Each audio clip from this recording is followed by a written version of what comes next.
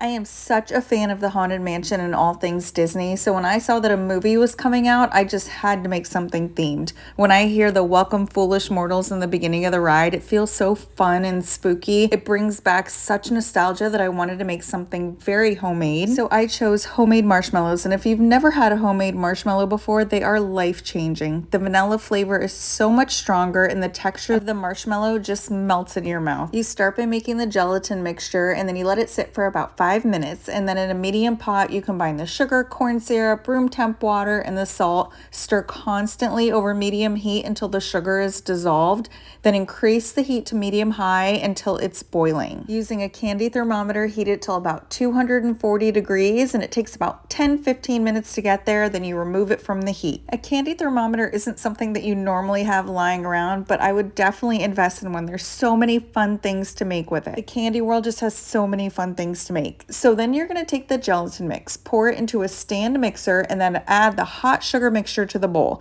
Start whisking on low speed and increase to high. You're going to beat it until it's thick, about 10-12 minutes. Your mixer is going to be so tired after this one, but it is well worth it. Then you're going to take this marshmallow mixture and spread it into a prepared 9x13 pan, which is basically a baking pan with plastic wrap that's spread really smooth and sprayed with non-stick cooking spray. Also, make sure that the plastic wrap hangs over the edges because it'll be much easier to get out. After that, you're going to take your food coloring and put drops of it throughout the pan. I used purple because I felt like it was perfect for the Haunted Mansion, but you can use any color that you want. Just make sure that they're spread evenly throughout the pan, and then spray a pointed knife and swirl the color throughout the marshmallows, giving it a real marbled look. Grab your spatula, spray it again, and then try to flatten and smooth the top out as much as possible. After that, cover them, let them cool overnight, and you do have to wait a little bit for these. Homemade marshmallows require just a little bit of patience. The next day, you're going to prepare the marshmallow coating, which is the best part of the marshmallow to me. It's really a mix of powdered sugar and cornstarch. And you're going to lay a piece of parchment paper on a flat surface and sprinkle a little bit of this marshmallow coating. You remove that plastic wrap from the marshmallows and flip them over onto the parchment paper. They should come out of the 13x9 pan very easily. Then you spray a pointed knife again, and you cut the marshmallows into squares or rectangles and toss them in the rest of the coating. Make sure you cover all of the sides